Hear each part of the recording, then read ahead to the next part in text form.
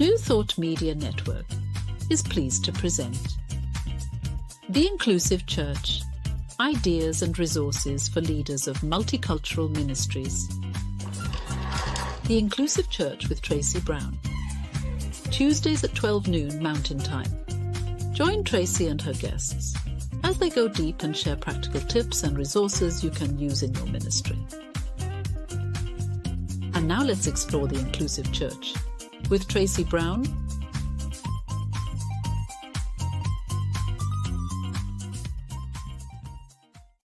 Hey everybody, Tracy Brown here, and you are on the Inclusive Church. Oh, I'm so glad to be with you. It is Tuesday. It is noon, a little afternoon, Mountain Time. And every Tuesday, we're right here talking about ideas and resources that you can use to either build an inclusive ministry or expand the inclusive ministry you are already leading. And I always like to remind people that when I say inclusive church, I'm not talking about a church building, right? Church can take so many different forms, and especially in the 21st century. And so I subscribe to the belief that the church is the people, or the church is what happens when you gather people and engage them together. And church is an experience, not a building. And I also am frequently asked, well, Tracy, you say that, you want to help leaders be more inclusive in spiritual communities. And I'm not a minister, so what should I be doing? And I often say, you don't have to be a minister to be a leader. In fact, most ministers will tell you that their ministries would not be as successful as they are if they didn't have all kinds of leaders leading volunteer teams, people who were leading in terms of financial giving, people who were leading in terms of program ideas or serving on the board of directors. So there are all kinds of ways to be a leader. And this program is for all leaders. Today, I do have a featured guest, and I'm so happy to share, or really to engage in this conversation. Some of you who know me or are familiar with me from other environments know that I love to have real-time conversations that are not scripted. And so when you dial into or you're watching the Inclusive Church, you are eavesdropping on a real-time, happening right now conversation that has not been scripted out in advance. So my guest today is Reverend Karen Linsley, and I don't like to read long bios. So my pattern generally is I'll tell you 3 or 4 things about my guest. And then when I bring Karen in, she can add anything else that she wants to add. So my 3 random facts about Reverend Karen Linsley. Well, of course, Reverend Karen Linsley. So she is a minister and has been a minister in different formats, which is one of the reasons I'm glad to talk to her today. But many people currently know her as someone who serves as an interim minister for communities and centers for spiritual living that are making a transition from a past minister to a new minister. So interim minister and minister, that's number 1. Number 2, Karen Linsley is my word, not hers. She may correct me, but I like to keep her in my mind as a horsewoman. And so we can talk a little bit about horses and how much she loves them and how she cares for them, and also spiritual lessons that she has learned from being with and around horses.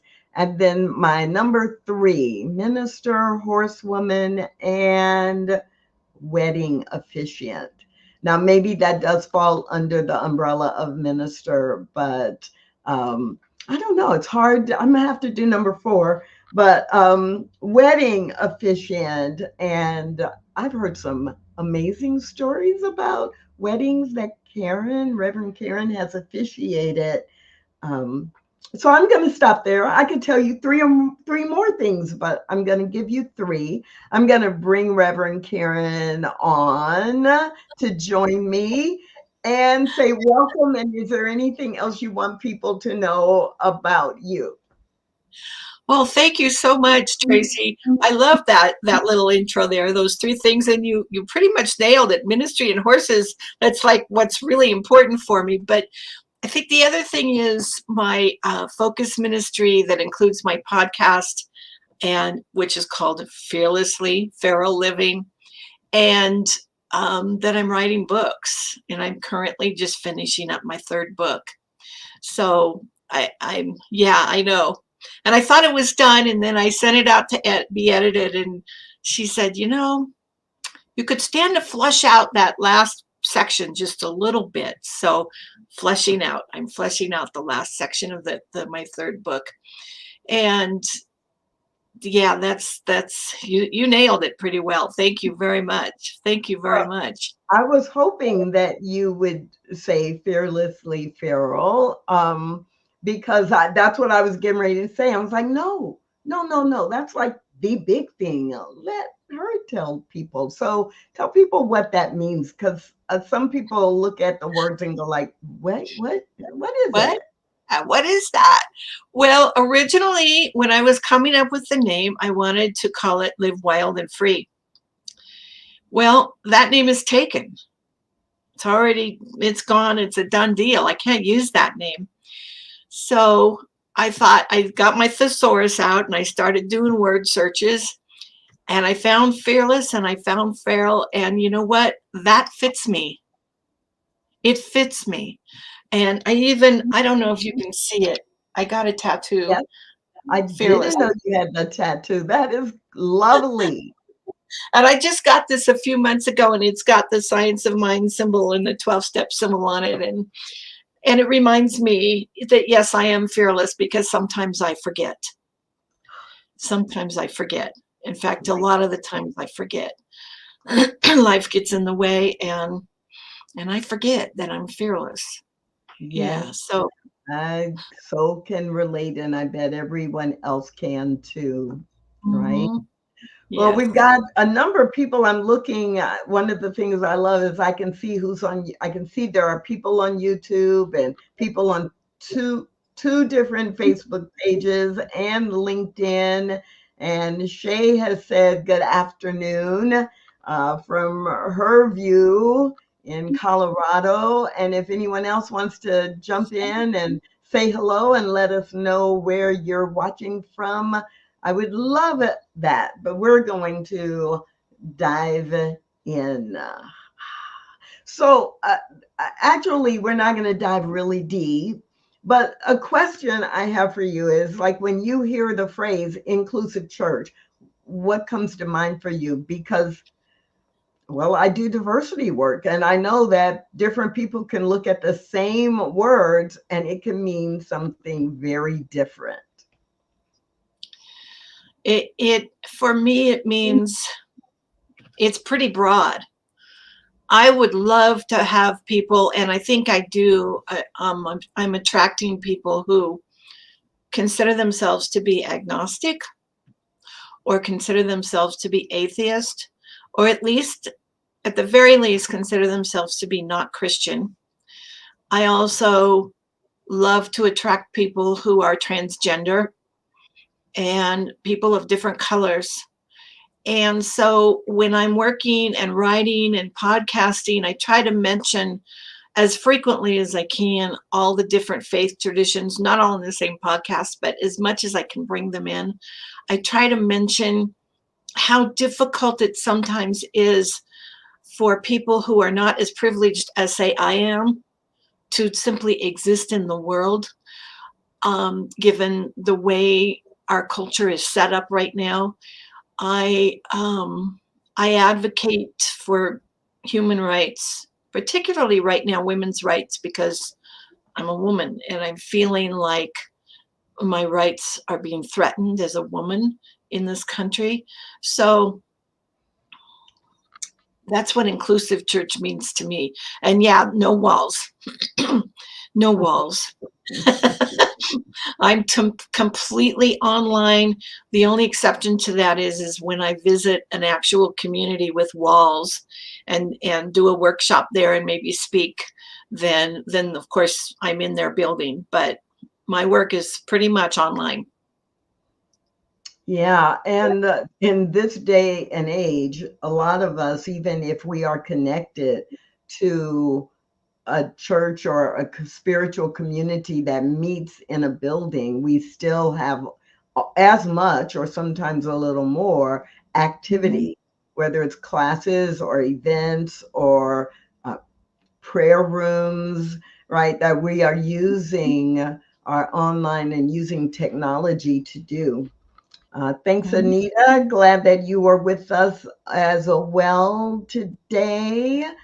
And it's so surprising to me that when I say inclusive church or talk about, having a community, a spiritual community where oneness does not require sameness, that there are still people who are uncomfortable with that. And some people who are absolutely against that. Like, why should we talk about or even recognize diversity?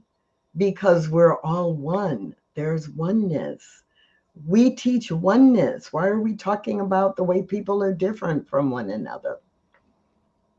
How does that hit you when people say things like that? Well, my first reaction is I can't understand it. I try to understand it, but I don't. Oneness does not mean sameness, and for me that's like a motto. I love that. I love diversity. I love differences. I love going out in community and seeing people dressed differently than I do, different colors than I am, different cultures than I am. I could get myself into trouble because when I see people who are different than me, I want to go up and, like a dog, they're a puppy. Ooh, look, there's somebody different. I want to go up and squish them and talk to them and engage in conversation with them. And of course, I can't do that. I can do that with dogs that I see out in the world, but I can't do that with people. They would be like, what? What are you doing? No, go away. But that's how I feel about it. Yes. Please don't do that. You live too far away for me to come and get you out of jail or out of the hospital. Yeah, I just have to come and rescue me. Yeah, that, and where I live there's a lot of sameness out here. There's a lot of sameness. And I went to the convention, the Centers for Spiritual Living convention in South Carolina.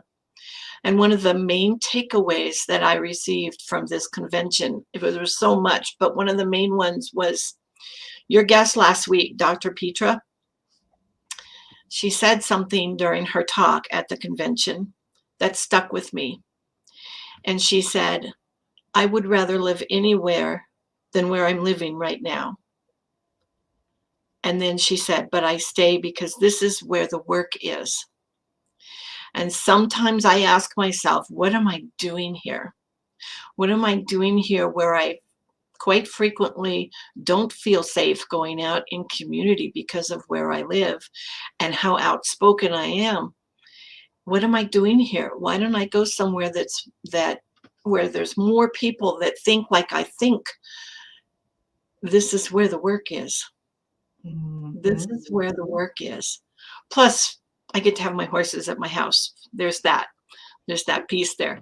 So this is where the work is. And I try not to get into a lot of trouble. And you asked me to tell a story. And I thought, oh my God, do I have the courage to tell this story? And yeah, I'm going to jump right on in there. Well, I mean, there are a lot of stories you could tell, but tell this one. Yes, she knows which one I'm talking about because I called her and said, oh my God, Tracy, I did this. What do I do now? She's like, oh, honey. I called her. I like out of the blue. I just called her. Okay, so I live in an area that is quite conservative. And honestly, it's very, very, very white. There's nothing wrong with that. I just wish there was more oneness. Not sameness, but oneness and diversity. And I went to a little neighborhood watch program at our local community center out here one afternoon. And this was several years ago. And the sheriff was there. Now, this particular sheriff is a very big man. I'm 5 feet tall on a good day. He's huge. To me, he seems like he might be almost 7 feet tall. He's at least 6.5 feet tall. He's a huge, big man with a huge, big presence. And I'm going to preface this by saying, I think law enforcement wise, he does a good job out here. I live in a rural community where it quite frequently takes law enforcement a good 30 minutes to get out here if something happens. And I know that he and his team of people work hard at providing us with coverage. And in that respect, I respect that. But we had this neighborhood watch meeting, and he got up and the meeting broke up, and everybody was leaving, and he walked out of the room and was getting ready to leave, and I chased him out into the parking lot, and I stopped him and I said, Sheriff, I have a question for you. And he looked at me with a smile on his face, and he said, what is it? And I said, tell me about your diversity and inclusion policies. And I got a blank look. Now, I don't know the reason for the blank look. I don't know if he was putting on his politician face and did not want to talk to this little old gray-haired lady who was asking him about something that not only is he not concerned about, but he's against, or if he truly did not know what I was asking him about. What he responded with after that blank look was, I'm not quite sure what you mean. And so in my typical fashion, I jumped right on in there and I said, well, I don't see a lot of color in your department. What do you do to attract more diversity in your department? And he lit up like a little kid. And he said, oh, okay. Well, I have lots of color in my department. I have Hispanics working in my jail, and I have this and I have that. And I even have people who come from Mexico, and I have this and that. And I'm thinking to myself, okay, that really wasn't what I was looking for, but that's the answer I'm getting. And he then invited me to come to his open house, which I've been to before. The open house that the sheriff's department here puts on once a year is actually quite entertaining. They have demonstrations with all the canines and the SWAT teams there, and all their toys are there, and it's very impressive. And once again, I think law enforcement wise, they're doing a good job out here, but particularly given how rural we are. They've got all the fancy toys. He invited me to his open house. He invited me to sign up for a ride along. So I said I would come to the open house, and I did. And as we wrapped up our conversation, I said, Sheriff, I would be happy to bring a diversity trainer out here to bring a training into your department. The look I got was not favorable. It was not a good look. And that's how we ended our conversation. So I went to the open house. I did not sign up for the ride along. I've done those before. I used to be a reporter way, many years ago. I've done ride alongs before. I don't need to do that anymore. But I did go to the open house, and I was quite entertained, and I enjoyed it thoroughly, and I saw lots of people I know, and it was fun. But at one point, I looked over to where the sheriff was standing with all of his higher echelon officers, and they were all glaring at me from across the courtyard. And I thought to myself, I am never going to drive over the speed limit again in this county. And I haven't. Fast forward a couple of years, and I told Tracy about this at the convention in passing. I actually saw an African American trooper. He had done a traffic stop on the highway with the sheriff's department uniform. So I did not realize, and I don't know how long he's been there. And but I was very happy to see him. I wanted to stop and say hi and welcome, but of course he's in a traffic stop, and of course I get into trouble when I do things like that. So I try not to do things like that. And but it gave me hope. It gave me some hope. Diversity and inclusion formally is never going to go over big in this county as it stands right now, but little baby steps, a little bit at a time. And that's why I'm here. And I have other areas of my life where I poke a little bit at people, and I might drop a little something in there. Just plant a seed. Just plant a seed. Well, and I think one thing that this story, this example reminds us of is a lot of times we can just ask a question. We're not trying to attack someone. We're not trying to pin them, against the wall. We're not trying even to criticize them, but simply to ask the question. And even though when you initially asked the question, you had to actually prompt a little bit. And then he's like, oh, let me tell you about all we're doing. But that keeps it on the radar. And then sure, you show up and you're getting not so favorable reaction from not just that one person, but it's clear, there's been conversation. It's like, yeah, but I'm still here, and I am, it's in your consciousness too. You may not like it, but I'm not going to stop. Like my theme, my sub theme for all the work that I'm doing in different areas around inclusion is I'm unapologetically inclusive. That's who I am. I am unapologetically inclusive. You don't have to be, but don't expect that I'm not going to bring it up or I'm not going to ask a question. And then to see a couple years later, an African American trooper, and to notice it, like there was no big fanfare. There was no big article in the newspaper, but that seed you planted. I mean, like it may not be the only seed. There may have been two other people, or there may have been something that came down from somewhere else, someone else in the state, or someone elected. You don't know. We never know. But that doesn't give us an excuse not to speak it or demonstrate and model it. So I love that. And I also want to acknowledge Myrna Lopez Trafithic and our regular Wayne. I'm so glad that both of you have dropped into the comments and the chat so we can say hello to you. And again, if any of the others of you that I can see on YouTube and Facebook and LinkedIn, if you want to say hello, we're always happy to welcome you. Or if you have a question or a comment, please feel free to add it into the chat. So Karen, I have a question, because as you were beginning to tell that story,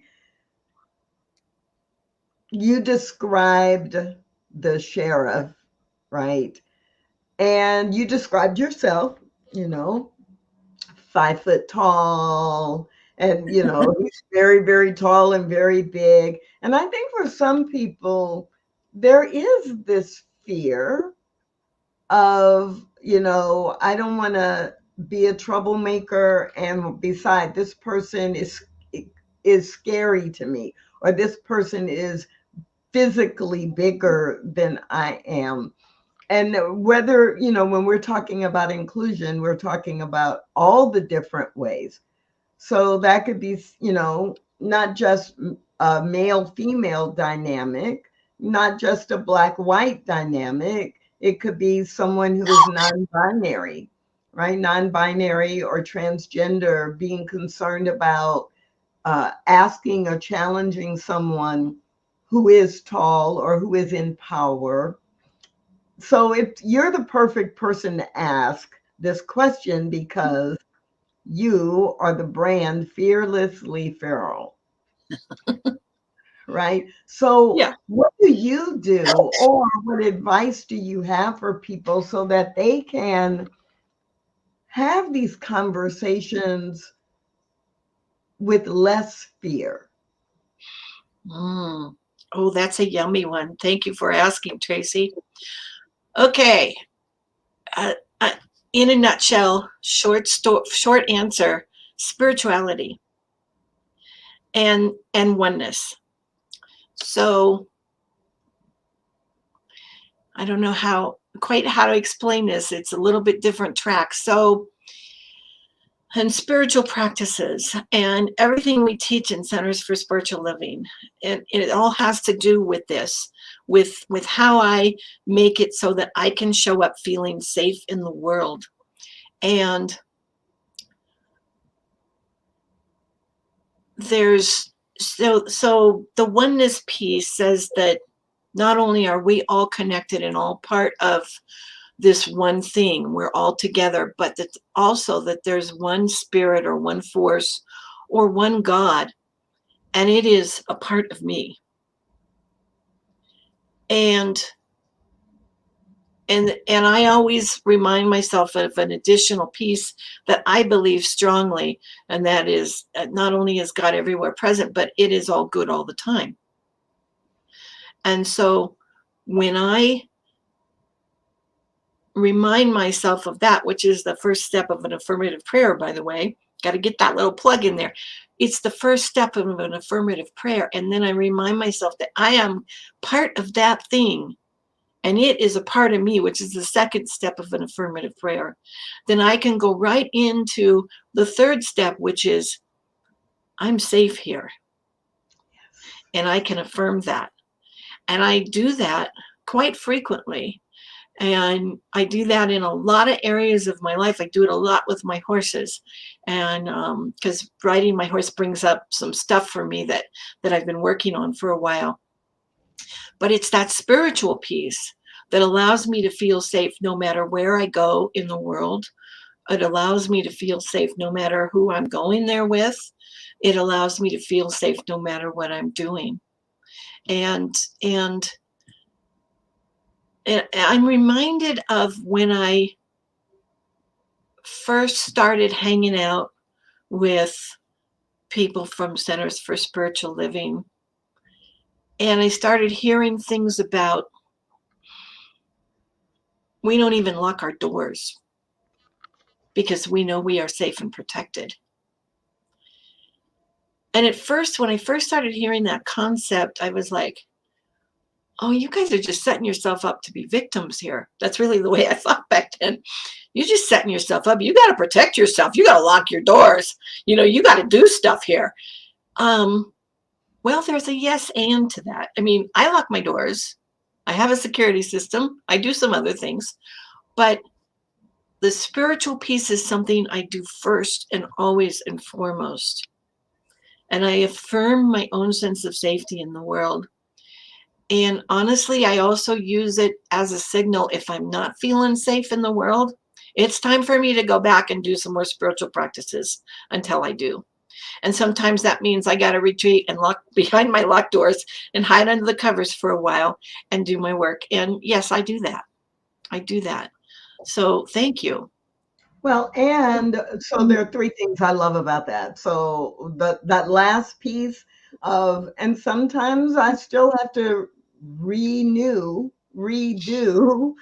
the work.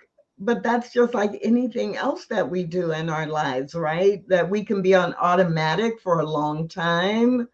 And then we notice that we're experiencing some fear, whether it's related to relationships or money or any topic, any area of our lives. And it's not that we have failed. Maybe we were on default and we need to go back and go back to what we know gives us the foundation to show up the way that we want to show up. So I love that. Number two, what I love about what you shared is that so often when we are talking about inclusive church or having a spiritual community where oneness does not require sameness, that what happens is people want to say, why are you getting into politics? Like, oh, well, what political party are you? Or why are you quoting this politician and not this one? Or I believe in this, right? And I think one of the things that you just did that I loved was that you, framed all of it in the context of, here's what I believe is spiritually true. There is one creator, there is one source, and I'm a part of that, and everyone else is too.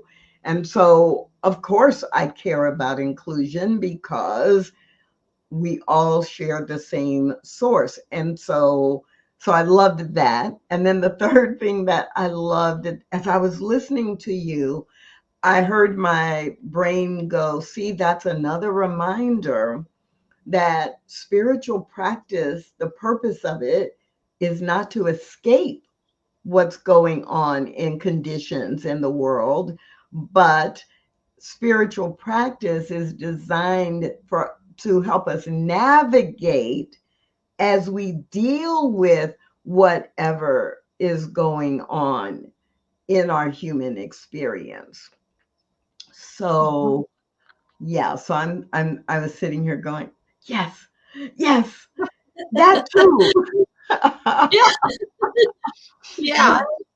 And I think, as Anita just put in the chat, it's a good reminder to go back to our spiritual practices if we are feeling that fear or if we're feeling any uncertainty about how to navigate this discomfort, that especially when we know the discomfort is being generated by cultural differences or differences with people that maybe we're not familiar with. Like, think about, you mentioned the Centers for Spiritual Living convention that was held earlier this year. And I had the pleasure and responsibility to help a number of people who were feeling really uncomfortable talking about pronoun usage and practicing sharing their pronouns and just feeling so uncomfortable. And I was glad that I was able to not say, here's what's right and here's what's wrong, but let's look at this from a spiritual perspective. Or to be able to say, well, I'm right here, and why don't you just practice with me? Practice, right? Practice with me. I'm a safe place for you to practice. I can coach you a little bit, right? So, yes, we need to use our spiritual practices and be reminded. So, I don't know. Yeah. So what else comes to mind for you when you think about actually how maybe in your own experience you have been called forward to be either an example or someone who engages people around inclusion and spirituality? What's coming up for me right now is that I'm seeing, and it's been going on for a few years, a lot of trending towards holding women-only functions. women only workshops, women only retreats, women only this, women only that. And I made a decision a long time ago that I was never going to sponsor or my workshops are all inclusive. Men, I want you in my workshop. Transgenders, I want you in my workshop. People of colors, I want you in my workshop. People with different faith traditions, I want you in my workshops. And unless it's something that's usually sponsored by someone that I love and care about, that I really want to support, I will not support a woman only function. And I always state why. I state why. It's because I am for diversity. I am for inclusion. And when you're holding a women only workshop, you are excluding half of the population or thereabouts. And then I get the response, and I know how to respond to this one now. The response is, where women don't feel safe with men around. And I'm like, you know what? If you have a skilled facilitator, you can prevent that from happening. If you have a skilled facilitator in your workshop, everybody feels safe. Everyone feels safe. Well, and there are, I'm sitting here going, I am taking that in, and it's like, that makes perfect sense. So I have a similar behavior, but it comes from a very different place. So I tend not to sign up for, and like if I'm asked to be a speaker at, I tend to not sign up to participate or speak at women only events, but for a very different, a different reason. To a certain degree, yes, because of diversity. But when people say, well, women don't feel safe, I come from a place of, so how will men learn to be respectful with women in a co-ed environment? And how will women learn to feel comfortable or feel free to be themselves if there are not some events or some classes or some retreats where there are men and women?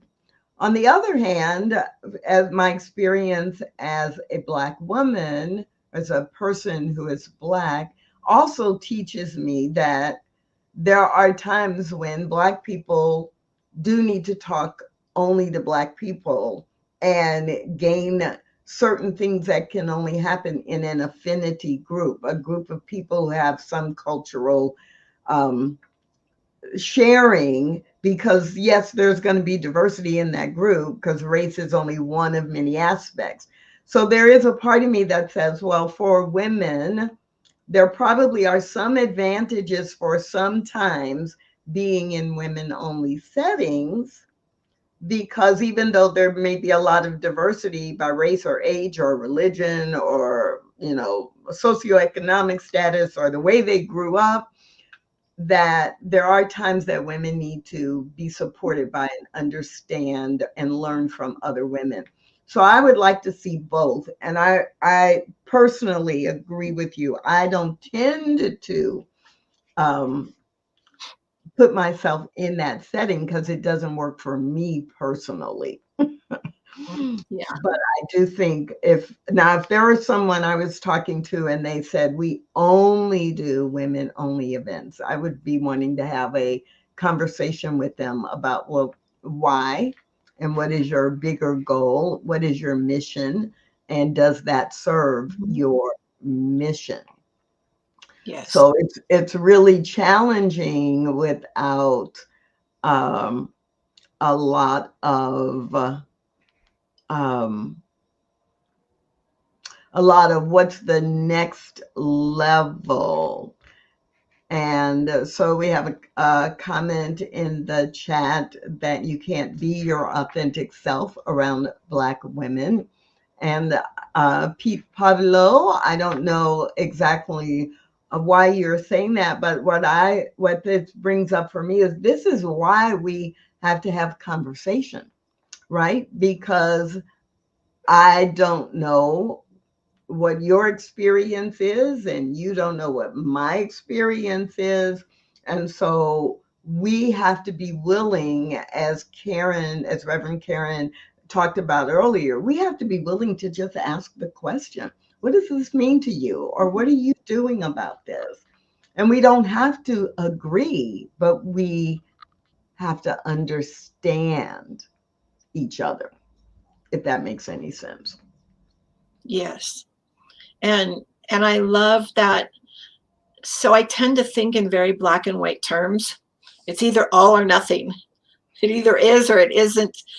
And that gets me in a lot of trouble, like some of those other things. And so I've been actively and consciously attempting to have some shades of gray in my life. And that affinity group thing that you speak of, I recognize the need for that. And once I began to consciously say, okay, Karen, it's not all or nothing. It's not black or white. There's some shades of gray in there, and you can do this, and you can have middle ground. You can find middle ground, and you can create middle ground. And yes, there's a need for some affinity groups. And I would say to the person who mentioned that, I'm not sure if he was speaking for himself, that he felt like he couldn't be himself around Black women. If that's the case, then yeah, there's conversations that need to be had. There are definite compassionate and empathic conversations with real listening and real speaking going on in that case. The idea that anybody would not feel comfortable around someone simply because of their gender or their race, for me, is an opportunity for healing. It's an opportunity for healing. Yeah. Well, it's very fascinating to me, which is, of course, why I love this work so much. It's fascinating to me that there is an idea in the universe, in millions of people in the universe, that I can be my authentic self around people who are like me, but I can't be my authentic self around people who are not like me. And I think we've been socialized so much to think that way that then we create that experience where now, having done this work for so long and actually navigating differences my entire life, not just race, but in other ways as well, one of the things that I often realize is I am amazed that anyone feels they can be authentic at any time. And it's the same thing with communication. I'm amazed that we are able to communicate anything effectively when we are navigating so many ways that we are different from one another. And so this idea of being authentic, for me at least, goes back to something you said earlier, Karen, about using spiritual practice and allowing, for me, I show up as who I am pretty much everywhere I go, but that doesn't mean my behavior is the same because, right, I'm going to adapt my behavior to the circumstance or to the environment, but I'm not going to give up my authentic self. And I think that's what we have to there's a nuance there, right? If you ask Tracy Brown what she thinks about something, be prepared that she is going to tell you what she really thinks. She is not going to tell you what she thinks you want to hear, right? I'm going to be authentic, but that's different than me coming in and saying, you know, this is what you ought to think because it's what I think. So it is a little tricky navigating all of the ways that we're different from one another. So, yeah. But that's what we're talking about. And that's why we have the Inclusive Church program that we can talk about in our spiritual communities. How can we, what are ideas we need to keep in mind? What are resources? And how can we keep this front of mind so that our spiritual communities can be authentically inclusive, not performatively inclusive? We just want it to look good, but we're really not going to go into any substance. That's not what we want to encourage.